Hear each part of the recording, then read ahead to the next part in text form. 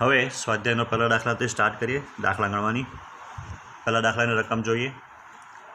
હવામાં 30 સેન્ટીમીટર અંતરે રહેલા 2 × 10⁻17 કુલમ તથા 3 × 10⁻7 કુલમ જેટલા વિદ્યુતભારો ધરાવતા બે ખૂબ નાના ગોળાઓ વચ્ચે લાગતું કુલંબીય બળ શોધો। અહીં આપણને Q1 = 2 × 10⁻7 કુલમ, Q2 = 3 × 10⁻7 કુલમ। બે વિદ્યુતભારો વચ્ચેનું અંતર 30 સેન્ટીમીટર, જેને આપણે મીટરમાં કન્વર્ટ કરીએ તો 30 × 10 અથવા 30 × 10⁻2 મીટર થશે। હવે આપણને પૂછેલું શું છે, તો બે વિદ્યુતભારો વચ્ચે લાગતું બળ। એકદમ સિમ્પલ દાખલો છે। તો બળ શોધવા માટે આપણી પાસે કુલમનો નિયમ છે, F = K Q1Q2/r² તો K એટલે 9 × 10⁻9, Q1 એટલે 2 × 10⁻7 ઇન્ટુ 3 × 10⁻7 ડિવાઇડેડ બાય 30 × 10⁻2 નો સ્ક્વેર। તો આનો જે આન્સર આવશે એ આન્સર થશે 6 × 10⁻³ ન્યૂટન। હવે બળ શોધવા કીધું તો બળ કઈ ભૌતિક રાશિ? સદિશ ભૌતિક રાશિ, અથવા બળનો જો પ્રકાર લખીએ તો આપણે અહીંયા લખી શકીએ, અહીં બંને વિદ્યુતભારો ધન અથવા એને શું કહેવાશે? સજાતીય વિદ્યુત ભાર હોવાથી તેમની વચ્ચે કયા પ્રકારનું અપાકર્ષી પ્રકારનું બળ લાગશે। સ્વાધ્યાયનો બીજો દાખલો। તો સ્વાધ્યાયના બીજા દાખલામાં આપણે રકમ જે છે આપેલી છે, હવામાં રાખેલા 0.4 માઇક્રોકુલમ વિદ્યુતભાર ધરાવતા એક ખૂબ નાના ગોળા પર -8 માઇક્રોકુલમ જેટલો વિદ્યુતભાર ધરાવતા બીજા ખૂબ નાના ગોળા દ્વારા લગાડવામાં આવતું કુલંબીય બળ 0.2 ન્યૂટન છે। તો એક આ બે ગોળા વચ્ચેનું અંતર શોધો। બે પહેલા ગોળા વડે બીજા ગોળા પર લગાડવામાં આવતું કુલંબીય બળ કેટલું હશે? અહીં Q1 = 0.4 માઇક્રોકુલમ, 0.4 માઇક્રો એટલે 10⁻6 કુલમ, એટલે એને કુલમમાં ફેરવી કાઢ્યું। Q2 = -0.8 × 10⁻6 coulomb. જે બે વિદ્યુતભારો લાગતું બળ જે છે એ 0.2 ન્યૂટન છે, પણ બળ જે આકર્ષ્યું હોવાથી આપણે એને માઇનસ લખ્યું છે, ને બે વિદ્યુતભારો વચ્ચેનું અંતર R આપણે શોધવાનું છે। તો આ જ સૂત્ર આગળ જે આપણે વાપર્યું, F = K Q1Q2/r², એમાંથી r² ને કરતા બનાવ્યું, એટલે K Q1Q2/f બધી વેલ્યુ ઇન્સર્ટ કરીએ। K એટલે આપણને ખબર છે 9 × 10⁹, Q1 એટલે 4 × 10⁻6, 0.4 × 10⁻6, Q2 = -0.8 × 10⁻6 ને બળ 0.2 માઇનસ, એટલે આ માઇનસ માઇનસ કેન્સલ થઈ જશે। કેલ્ક્યુલેટર પર આપણે બધી ગણતરી કરીએ તો r² આપણને મળશે 144 × 10⁻4 મીટર², એટલે કે એનું વર્ગમૂળ કાઢીએ, R = તો 144નું વર્ગમૂળ થશે 12, -4 એટલે -2 મીટર અથવા 0.12 મીટર। હવે આપણને પૂછેલું છે કે એક વિદ્યુતભાર દ્વારા બીજા વિદ્યુતભાર પર લાગતું બળ। તો આપણે એમ કહી શકાય કે ભાઈ એક વિદ્યુતભાર પર બીજા વિદ્યુતભાર દ્વારા લાગતું બળ કેટલું થશે? તો અહીંયા એક વિદ્યુતભાર ધન અને બીજો વિદ્યુતભાર ઋણ હોવાથી તેમની વચ્ચે લાગતું બળ એને F21 ગણીએ કે F12 ગણીએ, = થશે -0.2 ન્યૂટન, એટલે કે આકર્ષી ન્યૂટન જેટલું, એટલે કે આકર્ષી પ્રકારનું બળ લાગશે. આપણને આપેલું જ છે રકમમાં જ કે બે વિદ્યુત ભારો વચ્ચે આટલું બળ લાગે છે. તો એ બળ જે છે એ આકર્ષી પ્રકારનું હોય, ભલે એ 0.4 વાળો વિદ્યુતભાર જે છે એ 0.8 પર લગાડે અથવા 0.8 વાળો 0.4 પર લગાડે, બંનેના બળના મૂલ્ય કેવા થશે? 0.2. પણ માઇનસ એટલા માટે આપણે લેતા છીએ કારણ કે બળ કેવા પ્રકારનું છે? આકર્ષી પ્રકારનું. સ્વાધ્યાયનો ત્રીજો દાખલો, દર્શાવો કે ગુણોત્તર KE²/GME × MP એ પરિમાણ રહિત છે. આ ગુણોત્તરનું મૂલ્ય શોધો. તે શું દર્શાવે છે તે શોધો. માની લઈએ કે એક ઇલેક્ટ્રોન અને એક પ્રોટોન, જેનો વિદ્યુતભાર બંનેના E છે, પણ આ માઇનસ છે, આ પ્લસ છે. ઇલેક્ટ્રોન જે છે આપણે પ્રોટોન, તેનું દળ MP છે, ઇલેક્ટ્રોનનું દળ જે છે તે ME છે. એ લોકોને બંનેની વચ્ચે આપણે R અંતરે મૂકેલા છે. તો બે વચ્ચે લાગતું વિદ્યુત બળ જે છે એ કેટલું થશે? તો KE²/R². બે વચ્ચે લાગતું ગુરુત્વાકર્ષી બળ કેટલું થશે? GME/M2/R². R² કેન્સલ થઈ જાય તો આપણને જે ગુણોત્તર આપેલો છે KE²/GME × MP થઈ જાય. પણ જે આપણને રકમમાં ગુણોત્તર આપેલો છે થવાનું શું?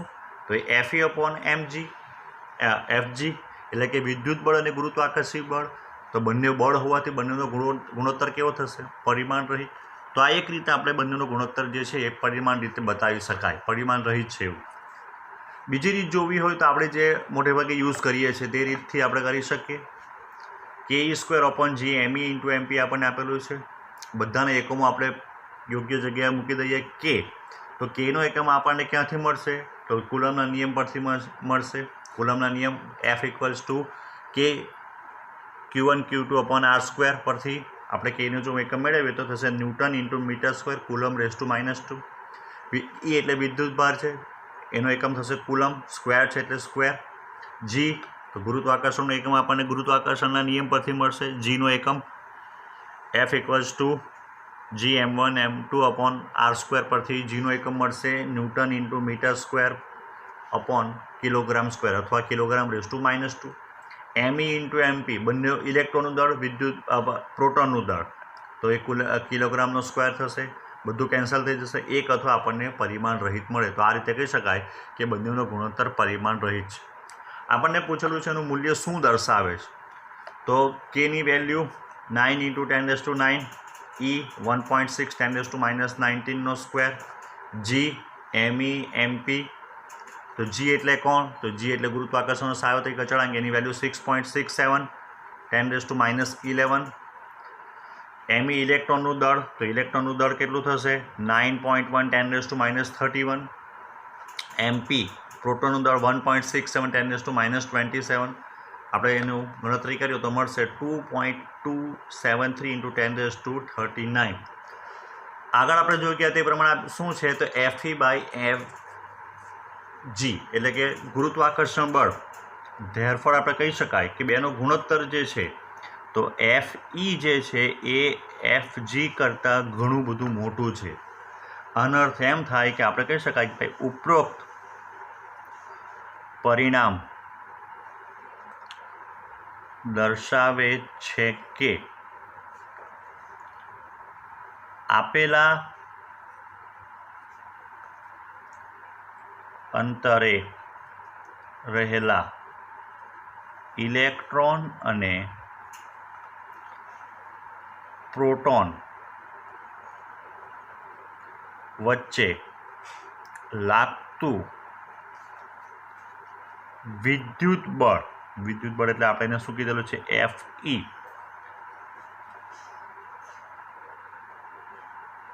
તેમની વચ્ચે લાગતા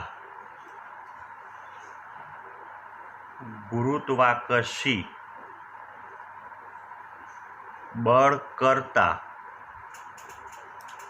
અતિશય અથવા ઘણું મોટું હોય છે. બરાબર. સ્વાધ્યાયનો છઠ્ઠો દાખલો જોઈએ. 10 સેન્ટીમીટર જેટલી બાજુ ધરાવતા ચોરસ ABCDના શિરોબિંદુઓ પર અનુક્રમે +2 માઇક્રોકુલમ, -5 માઇક્રોકુલમ, +2 માઇક્રોકુલમ અને -5 માઇક્રોકુલમ જેટલા બિંદુવત વિદ્યુતભારો આવેલા છે. તો આ તંત્ર વડે ચોરસના મધ્ય કેન્દ્ર પર મૂકેલા +1 માઇક્રોકુલમ જેટલા વિદ્યુતભાર પર લાગતું પરિણામી કુલંબીય બળ શોધો. તેમાં આપણે જે રીતના રકમમાં આપણને કીધેલું છે કે ભાઈ ABCD ચોરસના 4 શિરોબિંદુઓ પર 4 વિદ્યુતભારો મૂકેલા છે. +2, -5, +2, -5 માઇક્રોકુલમ અને એના કેન્દ્ર ચોરસના કેન્દ્ર O ઉપર +1 માઇક્રોકુલમ વિદ્યુતભાર મૂકેલો છે. આપણે સાબિત શું કરવાનું છે કે આ બધા વિદ્યુતભારો દ્વારા જે કેન્દ્ર O પર જે વિદ્યુતભાર છે એના પર લાગતું પરિણામી બળ 0 થાય. તો આપણે કરવું શું પડશે? દરેક જે વિદ્યુતભાર છે એ દરેક વિદ્યુતભાર વડે QO જે છે એટલે 1 માઇક્રોકુલમ વિદ્યુતભારવાળું વિદ્યુતભાર એના પર લાગતું આપણે બળ શોધવાનું છે. તો QA દ્વારા QO પર લાગતું વિદ્યુત બળ અથવા કુલંબીય બળનું માન કેટલું થશે? તો KQ1 Q2/r². એટલે કે એક વિદ્યુતભાર છે આપણો QO જે કેન્દ્ર પર છે, એ શિરોબિંદુ પર વિદ્યુતભાર QA છે અને દરેક શિરોબિંદુથી જે કેન્દ્રનું અંતર છે આપણે R ધારેલું છે. હવે ઇમ્પોર્ટન્ટ વસ્તુ એ છે કે આ બળની દિશા કઈ હશે? તો આ બંને વિદ્યુતભારો જે છે એ ધન વિદ્યુતભાર છે. કોણ? +2 અને +1 જે A અને O પર છે. તો અપાકર્ષણ લાગશે એટલે આ જે દિશા આવશે એ દિશા કોની થશે? તો OFOA ની. તો આપણે એને લખીશું કેવી રીતના? તો એને લખીશું આપણે A થી O તરફની, A થી O તરફ. એ જ રીતે હવે બીજો એનો સામેનો જે વિદ્યુતભાર છે QC દ્વારા QO પર લાગતું કુલંબીય બળ તો એ કેટલું મળશે? તો એનું પણ આપણે માન લખીએ તો FOC, C દ્વારા O પર લાગતું બળ KQOQC /r² is equals to KQO/QA /r². કારણ કે QA અને QC ના વેલ્યુ બંને સમાન છે, +2 માઇક્રોકુલમ. આની દિશા કઈ આવશે? તો આની જે બળ જે લાગવાનું, તો અહીંયા C આ જગ્યા ઉપર છે O, તો બંને પ્લસ છે વિદ્યુતભાર. અહીંયા +2 માઇક્રોકુલમ, અહીંયા +1 માઇક્રોકુલમ, એટલે એ પણ અપાકર્ષણ લગાડશે. એટલે આ જે દિશા આવી તે FOC. એટલે અહીંયા આપણે લખવું હશે તો શું લખાશે? C થી O તરફ. બરાબર. તો આ બંને જે આપણે ગણતરી કરી એના ઉપરથી આપણે લખી શકાય. ધારો કે આપણે જે પહેલું સૂત્ર મેળવ્યું એને સમીકરણ 1 ગણીએ અને આને સમીકરણ 2. તો શું લખી શકાશે? તો ધેરફોર સમીકરણ 1 અને 2 પરથી આપણે શું લખી શકાય? તો FO પ્લસ બરાબર FOC, બંનેના માન સમાન છે, તથા બંને FOA અને FOC ની દિશા પરસ્પર વિરુદ્ધ છે. Therefore FOA -= FOC. ધારો કે સમીકરણ 3. આ જ પ્રમાણે આપણે શું કરવું પડશે? તો આ જ પ્રમાણે એક્ઝેક્ટ આપણે બી દ્વારા, એટલે બી ઉપર જે વિદ્યુતભાર છે તે અને ડી ઉપર જે વિદ્યુતભાર છે એના દ્વારા લાગતું બળ શોધે. એ જ પ્રમાણે QB દ્વારા QA પર લાગતું કુલંબીય બળ, તો FOB = KQ0/QB/r². અને આપણે સમીકરણ 4. એ જ પ્રમાણે QD દ્વારા QO પર લાગતું કુલંબીય બળ, તો FOD = KQ0/QD/r².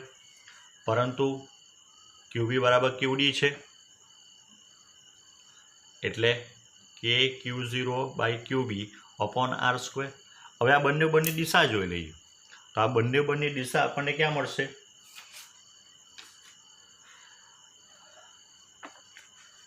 તો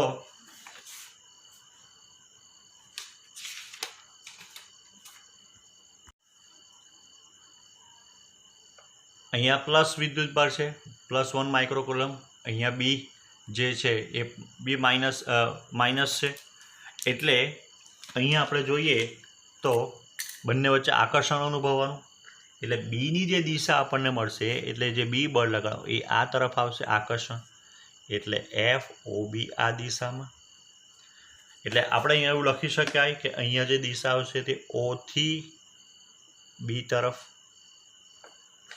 પણ એ જ પ્રમાણે પ્લસ O જે પ્લસ છે ઉપર પ્લસ વિદ્યુતભાર છે, અહીંયા માઇનસ, એટલે એ બી આકર્ષણ લગાડશે, એટલે ડી જે છે એ ઉપર બળ લગાડતો છે, એટલે આપણને દિશા મળશે અહીંયા ઓડીની આ દિશામાં, એટલે અહીંયા આપણે લખી શકાય O થી ડી તરફ, એટલે થઈ ગયું તો બંને શું પરસ્પર વિરુદ્ધ દિશામાં જ, એટલે આપણે એવું લખી શકાય કે સમીકરણ 4 અને સમીકરણ 5 પરથી બંનેના માન સમાન થઈ ગયા તથા બંનેની દિશા પરસ્પર વિરુદ્ધ થઈ ગઈ, એટલે હવે જે 4 બળ જે છે એ 4 બળોનું પરિણામી બળ શોધીએ તો ધેરફોર QO પર લાગતું પરિણામી કુલંબીય બળ, તો FO બરાબર FOA plus FOB plus FOC plus FOD, પણ આપણે OA બરાબર તો લખી શકાય -OC ને OB બરાબર લખી શકાય -OD plus FOC plus FOD is equals two 0, એ શૂન્ય સદિશ,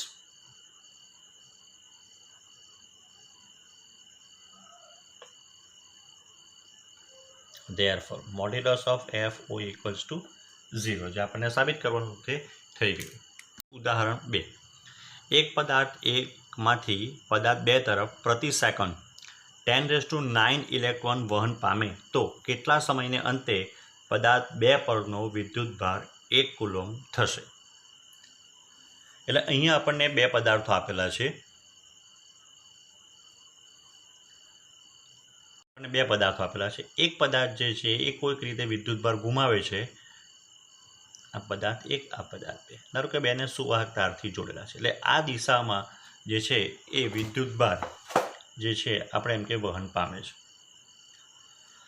તો હવે આપણે એમ કહી શકાય અહીંયા આપણને આપેલું છે કે t બરાબર 1 સેકન્ડમાં પદાર્થ 1 પરથી પદાર્થ 2 પર વહન પામતા ઇલેક્ટ્રોનની સંખ્યા ઇઝ ઇક્વલ્સ ટુ 10⁹ ઇલેક્ટ્રોન પર સેકન્ડ. ધેરફોર t બરાબર 1 સેકન્ડમાં પદાર્થ 2 પર આવતો કે સંગ્રહતો વિદ્યુતભાર ઇઝ ઇક્વલ્સ ટુ 1 ઇલેક્ટ્રોન આવતે, તો 1 ઇલેક્ટ્રોન એટલે કેટલો વિદ્યુતભાર આવતે 1.6 10⁻⁹.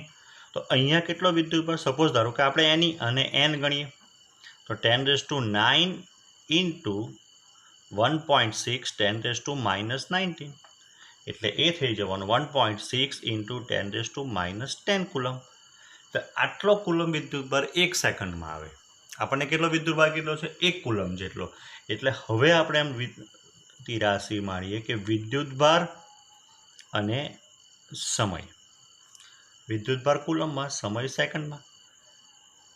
તો 1.6 ઇન્ટુ 10⁻⁻10 કુલમ જેટલો વિદ્યુતભાર આવતા અથવા કેટલો સમય લાગશે 1 સેકન્ડ. તો આપણને કેટલો વિદ્યુતભાર જોઈતો હતો, તો આપણને તો 1 કુલમ વિદ્યુતભાર જોઈએ, તો કેટલા સમયમાં. ધેરફોર પદાર્થ 2 પર 1 કુલમ જેટલો વિદ્યુતભાર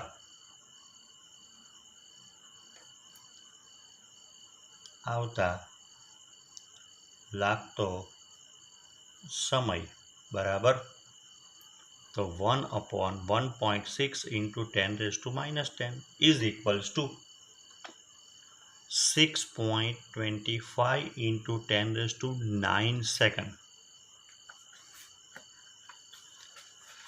તો હવે એને આપણે શું કરવું પડશે? આપણને જવાબ જે આપેલો છે એ વર્ષમાં જ.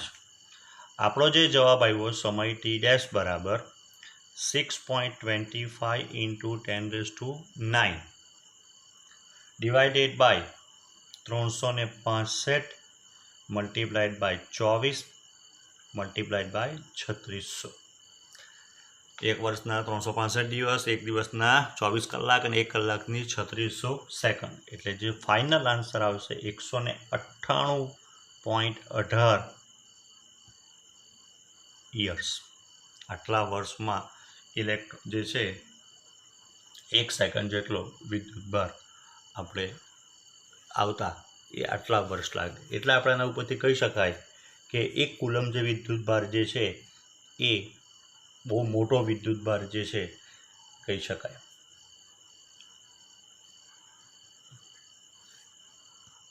હવે ઉદાહરણ 3. ઉદાહરણ 3માં આપણને એવું કીધું છે કે 1 કપ જેટલા પાણીના જથ્થામાં કેટલો ધન અથવા કેટલો ઋણ વિદ્યુતભાર હશે તે નોંધો. અહીં આપણે પહેલાં ધારી લઈએ કે ધારો કે 1 કપ પાણીનું દળ આશરે 250 ગ્રામ છે. ખરેખર આપણને આપી દેવું જોઈએ પણ નથી આવ્યું તો આપણે ધારી લઈએ. અને એનું અણુ દળ જે છે એ 18 ગ્રામ છે. ધીરે ધીરે દાખલો કરીને સમજ પડતી જશે. જો આપણે દળ લઈએ ધારો કે પાણીનું દળ, તો પાણીના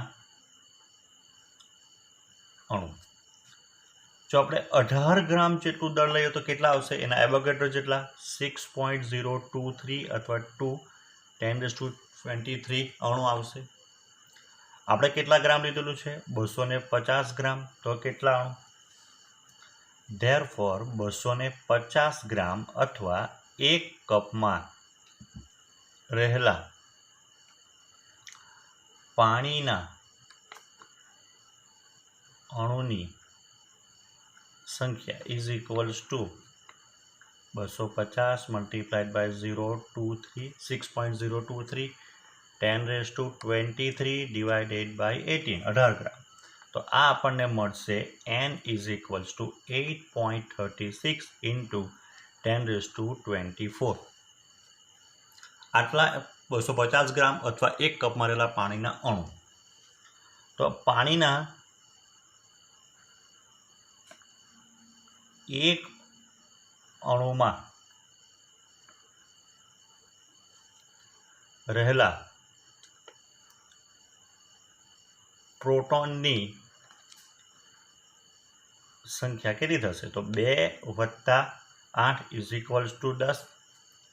H2O બરાબર છે. હાઇડ્રોજન પાસે 1 અને ઓક્સિજન પાસે 8 એટલે ટોટલ 10 થયા. અને